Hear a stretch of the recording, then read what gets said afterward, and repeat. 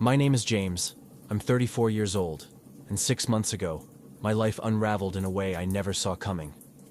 Clara, my wife of 10 years, the woman I'd loved since we were teenagers, sat across from me at our kitchen table one freezing February night and said the words that shattered everything. What if we tried an open marriage? It started with the smell of cologne. She'd come home late from her nursing shift, her scrubs rumpled, her hair tousled in a way that didn't match her usual polished exhaustion. The scent clung to her, something sharp and woody, nothing like the citrus aftershave I'd worn since college. When I kissed her cheek, she flinched. Not much, just a flicker of tension in her shoulders. But I felt it. "Rough day?" I asked, pretending to focus on rinsing Sophie's lunchbox. Our daughter had left a half-eaten apple in it, now brown, and sticky. 3 emergency surgeries, Clara said, avoiding my eyes as she scrolled through her phone. One of them coded twice. It was intense. I nodded, but my chest tightened.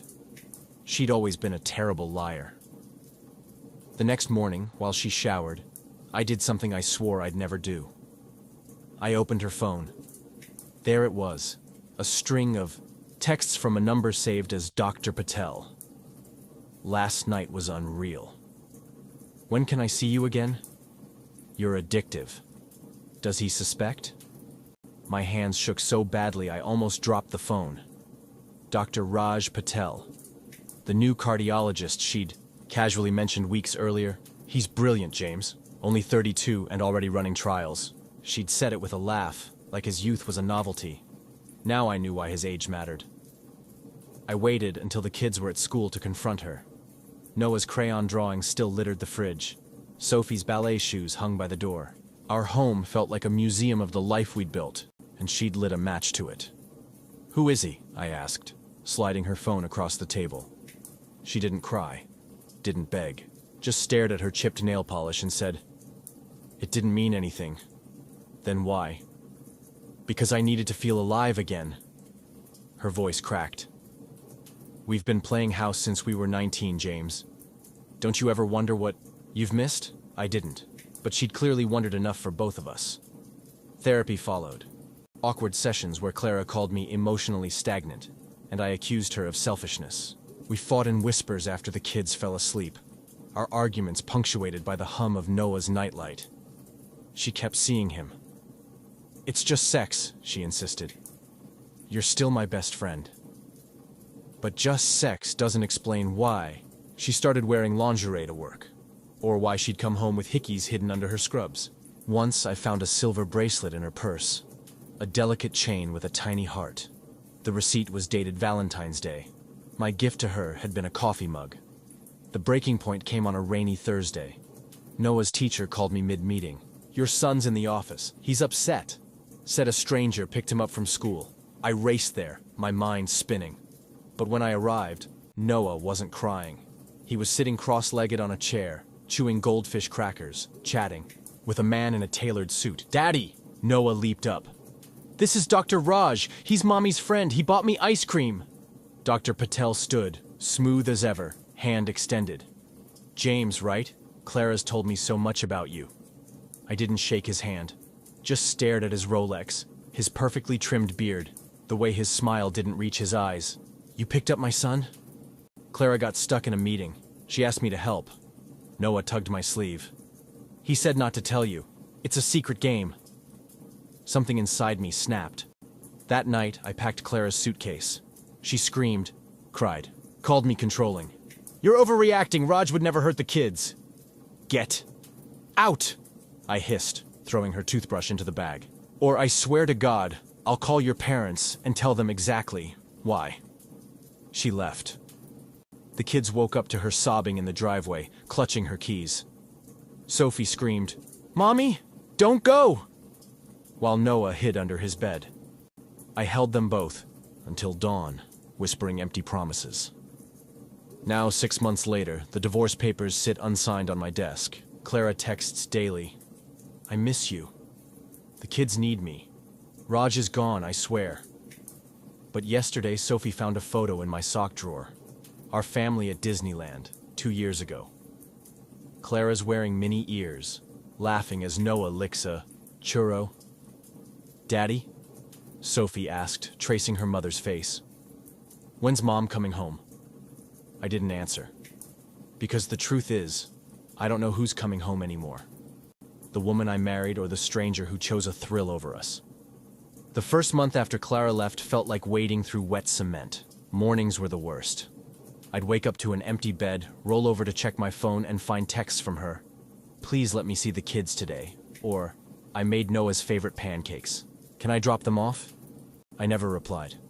My lawyer, a no-nonsense woman named Diane with a voice like gravel, told me to keep all communication in writing.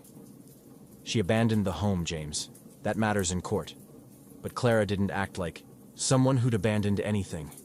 She'd show up unannounced at soccer games, her hair freshly dyed cherry red, waving at Sophie from the sidelines like a pageant mom. Noah would sprint toward her, then freeze halfway, looking back at me with wide, confused eyes. "Go ahead, buddy," I'd say, my throat burning. He'd throw himself into her arms while I stood there, counting the minutes until I could pry him loose. One night, after a particularly brutal bedtime meltdown, Noah had hidden Clara's pillow under his bed and screamed when I tried to take it. I caved and called her. She picked up on the first ring.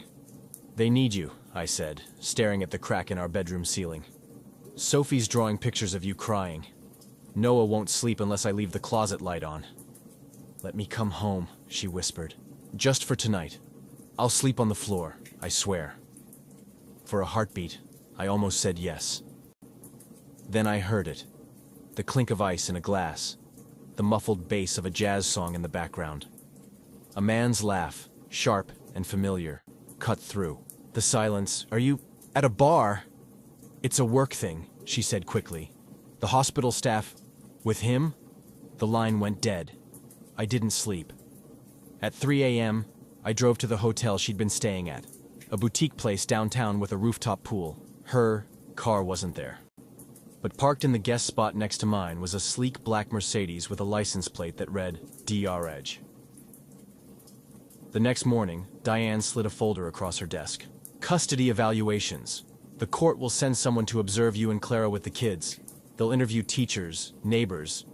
Neighbors? I gripped the armrests. Mrs. Mullins next door had once called the cops because Noah's inflatable pool was too splashy.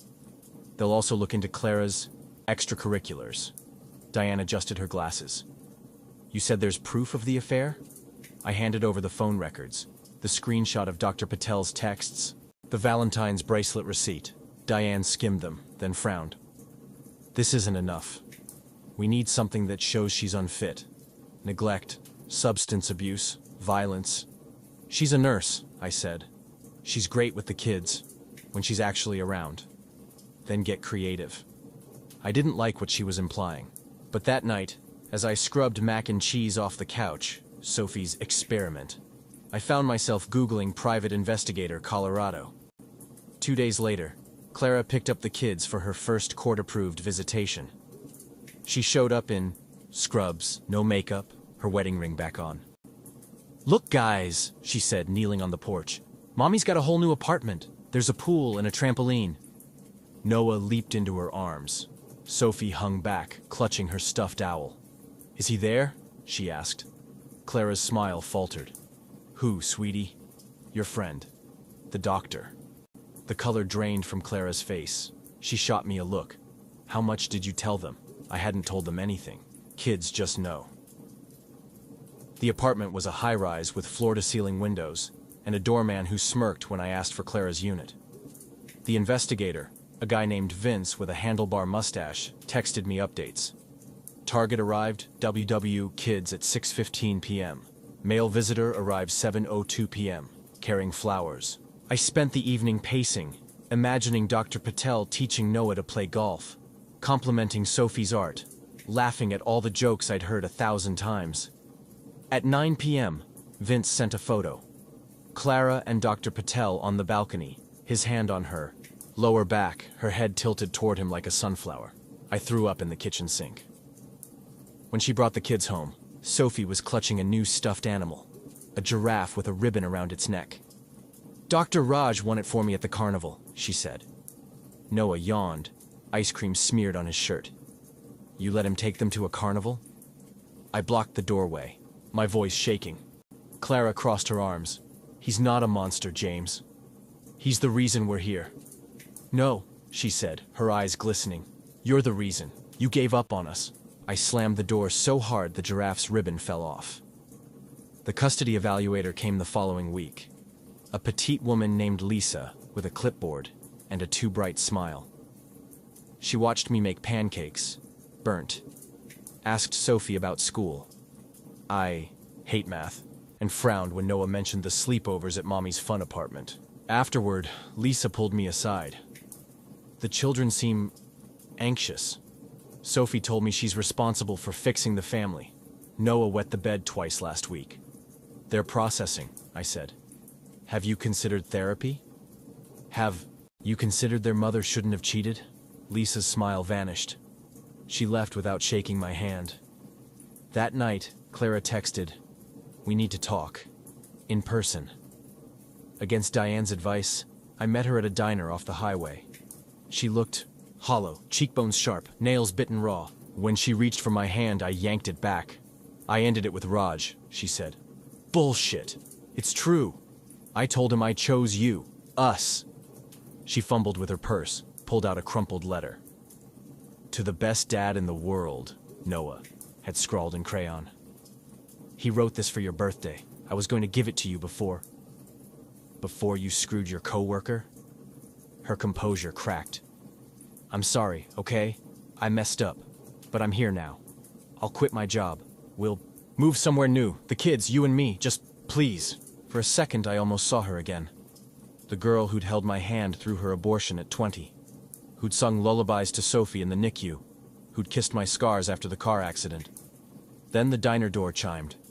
Dr. Patel walked in, his gaze locking onto Clara like a spotlight. She paled. I swear I didn't know he'd be here." He strolled over, all smarmy confidence, and slid into the booth beside her.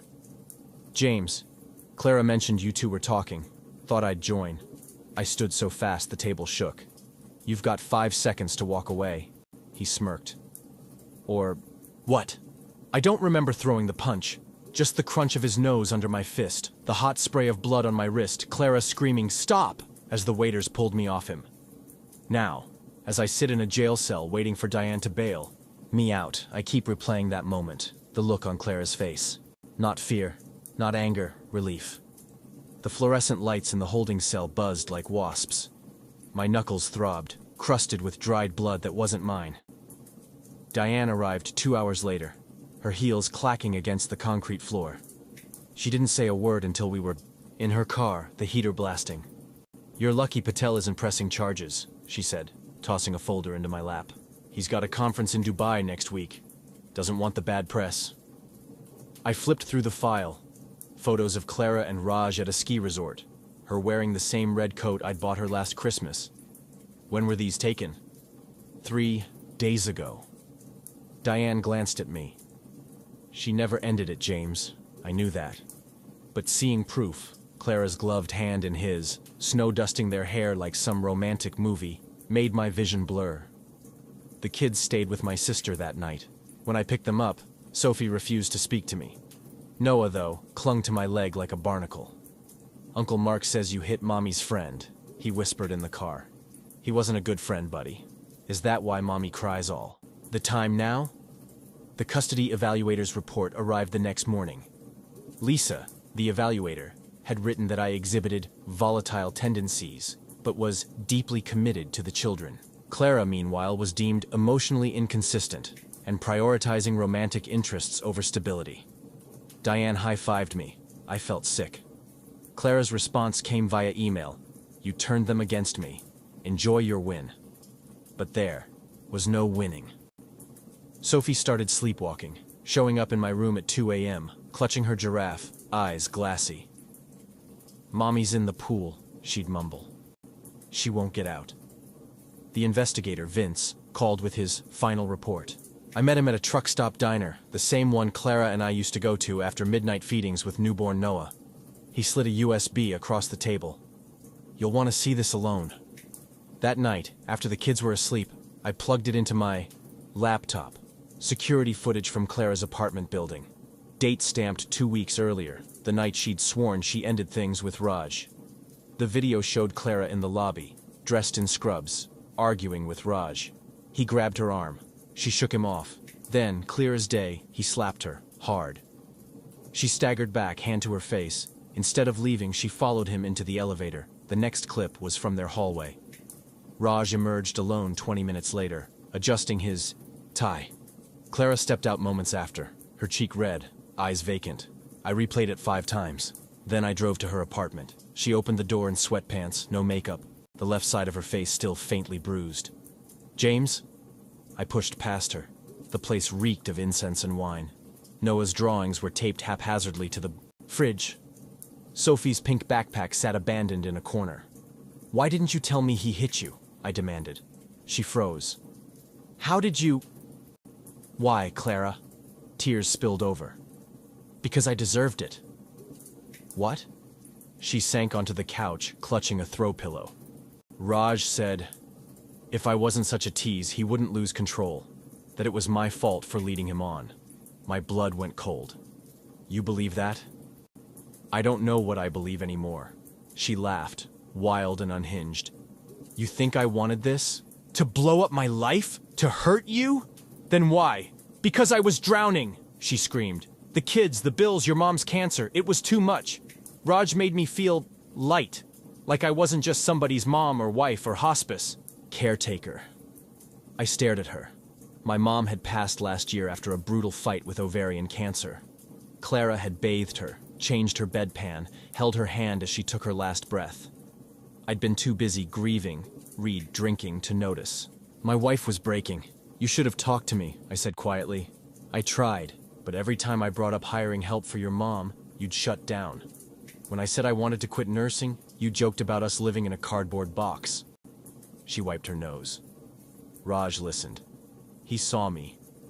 "So you let him slap you around?" "No, it wasn't like that at first. He was sweet. Brought me coffee, remembered our anniversary." She traced the bruise. "Then he started getting angry if I talked about you. Said I was confused. That I needed to choose." I thought about the USB in my pocket. The video of her taking the hit and still following him. "You're still choosing him." "I'm trying to choose me." She stood abruptly. "But every time I leave him, he threatens to send you the videos." Ice shot through my veins. "What videos?" She wouldn't look at me. "From the hotel, the night you kicked me out. He filmed us." The room tilted. I remembered finding Raj's car at her hotel, the jazz music in the background of our call. Clara's shaky voice. "Let me come home." "You slept with him that night?" "He said he'd delete the videos if I did." She hugged herself. "But he kept making copies. Now he says if I don't get full custody, he'll leak them. Your parents' church friends, the kids' school, everyone will see." I grabbed her shoulders. "We'll go to the police, get a restraining order." "No," she jerked away. "He'll ruin us, James. And the kids, they can't know." I pulled out the USB. "This footage proves he assaulted you. We can bury him." For the first time in months, her eyes flickered with hope. Then the doorbell rang. Raj stood in the hallway, holding a bouquet of lilies.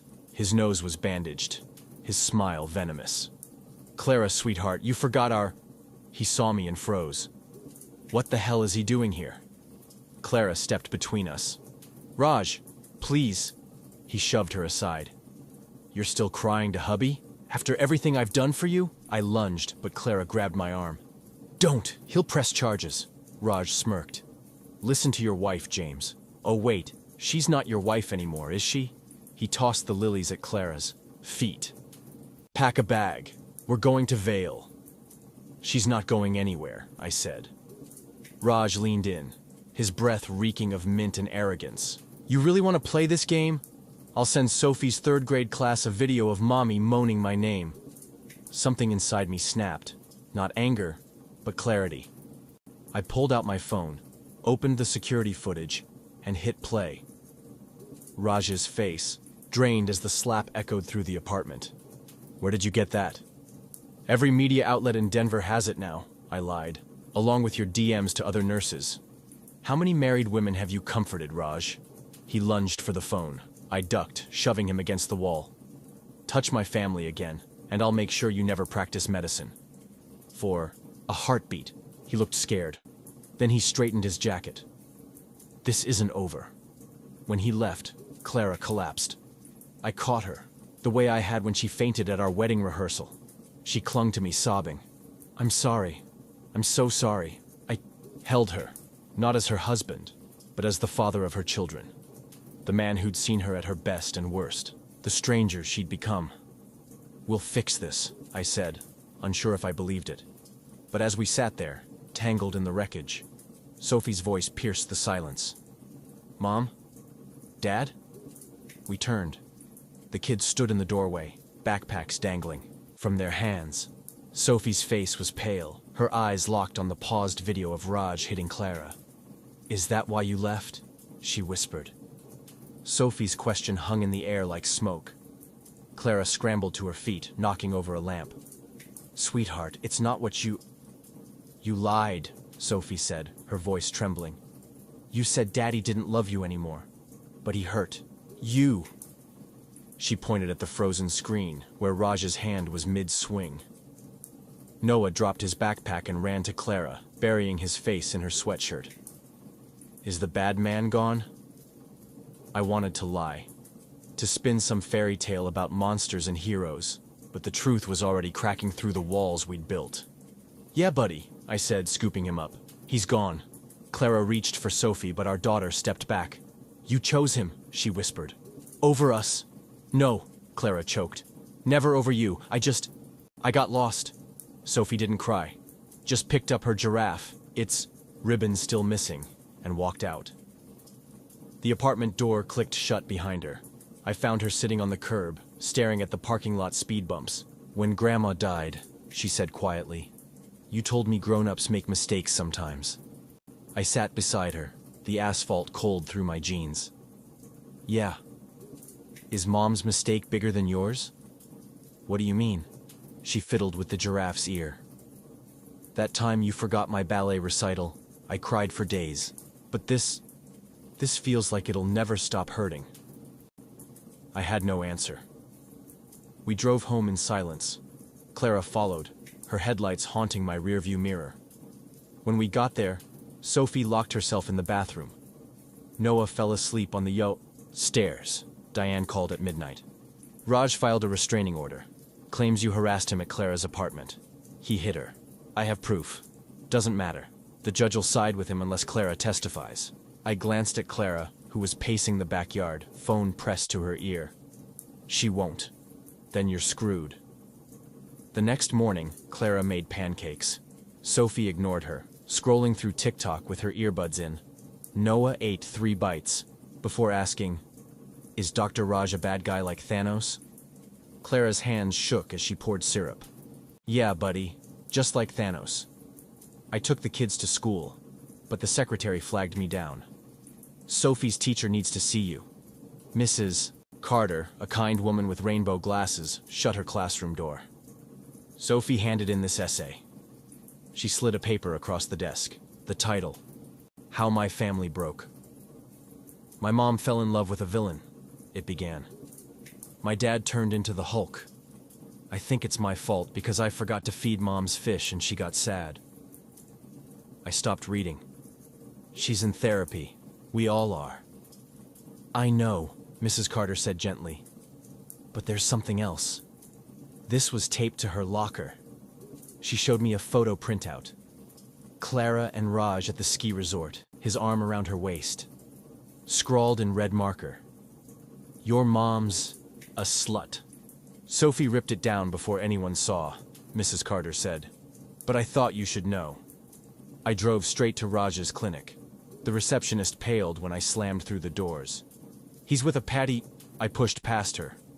Raj was in exam room 3, laughing with a blonde nurse. He froze when he saw me.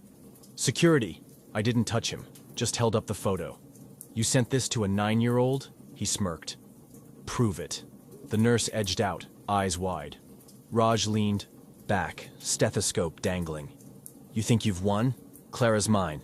She'll always come back. Keep my kids' names out of your mouth, I hissed. Or what? You'll punch me again? Go ahead. He spread his arms. Give the judge another reason to ban you from their lives. I left before I did something irreversible. Clara was waiting in my driveway, her suitcase by her feet. I'm staying here until the custody hearing, she said. The kids need me. They need stability, not a revolving door. Please, James. Her voice broke. I'll sleep in the guest room. I'll cook, clean, whatever. Just let me fix this. I let her in. For a week, we played house. Clara packed lunches, helped with homework, sang Noah to sleep. Sophie thawed slightly, letting Clara braid her hair while they watched Frozen. I hovered in the doorway, torn between hope and dread. Then, on Saturday morning, the doorbell rang. A process server handed me an envelope. Restraining order violation. Court date's Monday. Clara read it over my shoulder. You went to his clinic? He sent that photo to Sophie. So you gave him ammo to take the kids? She threw the paper down. God, James, when will you stop playing hero? When you stop playing victim. We were screaming now, years of resentment boiling over. Noah covered his ears. Sophie yelled, "Stop it!" But we couldn't. You think I wanted to fall? For him, Clara shouted. You checked out long before Raj. After your mom died, it was like living with a ghost. I was grieving. So was I. She grabbed her car keys. I'm done trying to fix us. I'll see the kids at the hearing. The door slammed. Sophie ran upstairs. Noah hid under the table. That night, Diane called. Raj leaked the video. What video? She texted a link. A Twitter thread titled, Denver nurse's sex tape goes viral. The thumbnail was blurred, but I recognized Clara's necklace, the one I'd bought her for our anniversary. My knees buckled. I muted the kids' iPads, shut off their Wi-Fi, and prayed they wouldn't see it. Clara showed up at 3 a.m., her face swollen from crying. They're everywhere, she gasped. My patients, the PTA group chat. Sophie's friend's mom sent me a screenshot. I handed her a glass of water. We'll sue him. For what? I'm the idiot who let him film. She sank to the floor. I'm ruined. The kids... We sat in silence until sunrise. Then Sophie's door creaked open. She walked past us without a word, made herself toast, and sat at the table. Soph? I said carefully. Everything okay? She looked up, her eyes hollow. Addison sent me the video. She said Mom's a whore. Clara made a noise like a wounded animal. I told her it's fake, Sophie said, spreading jam with robotic precision. But it's not, is it? Noah wandered in then, dragging his blanket. Why's everyone sad? Clara stood, wiping her face. Let's go to the park, guys. We'll get ice cream. No, Sophie said. I don't want to be seen with you. The words hung there, sharp and final. Clara flinched like she'd been slapped. Noah started to cry. The custody hearing. Was that Monday? Diane argued Clara's reckless choices endangered the kids. Clara's lawyer fired back about my violent outbursts. The judge, an older man with bored eyes, ordered joint custody with supervised visitation for Clara. Supervised? She cried. They're my children. And you exposed them to a man who exploits intimate videos, the judge said. Be grateful they're not in foster care. Outside the courtroom, Raj leaned against a wall, smirking. Still think you've won, James? Clara lunged at him. You ruined my life! Security dragged her back. Sophie watched from the bench, clutching Noah's hand. I want to go home, she said. But home didn't exist anymore. Just a house where we tiptoed around each other's broken pieces. That night, Clara showed up for her first supervised visit. The social worker sat in the kitchen while we pretended to play Uno. I'm sorry, Clara kept saying. I'm so sorry. Sophie placed a draw 4 card. Skip Mom's turn. The supervised visits became a ritual. Every Tuesday and Thursday, Clara would arrive with a social worker in tow, bearing gifts she couldn't afford. Lego sets for Noah, sketchbooks for Sophie. The kids accepted them quietly, like strangers, taking charity. Summer faded into fall. Sophie started middle school, her childhood softness hardening into a wary sharpness. she stopped drawing.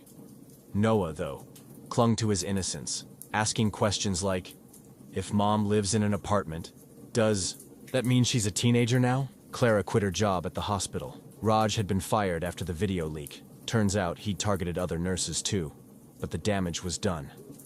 She waitressed at a diner, her hands raw from scrubbing dishes. Sometimes I'd drive past her apartment and see her sitting on the balcony, staring at the mountains we'd once hiked together. One October night, Sophie had a nightmare.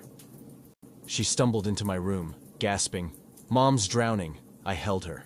Until dawn, her tears soaking my shirt. When the sun rose, I made a decision. I texted Clara, "Meet me at the truck stop. Kids are asking for you." She arrived in her diner uniform, smelling like fry grease and regret. We sat in my car, the engine off, the parking lot empty except for a lone semi-truck. "They need more than 2 hours a week with you," I said. She stared at her chapped hands. The court said, "Screw the court. You're their mom." Her head snapped up. "Since when do you care what I am?" "Since I realized I can't hate you forever."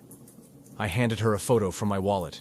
Sophie as a baby, sleeping on Clara's chest. "They miss you, and I miss you too. Not as my wife, as them." She traced Sophie's face. "What are you saying?" "Move back in. Not as my wife, as their mother." The silence stretched. A trucker honked, pulling out onto the highway. "Why?" she whispered. "Because they're losing you, and I'm tired of pretending that's okay." She moved in the next day. We split the house. Clara took the basement, I kept the master bedroom. We ate dinner together, the kids' laughter slowly filling the cracks in our makeshift family. But some wounds don't heal. One night, I found Sophie in the garage, her hands covered in paint. She'd recreated the security footage of Raj hitting Clara. Bold strokes of red and black, her mother's face a blur of fear. "It's how I remember," she said, defiant.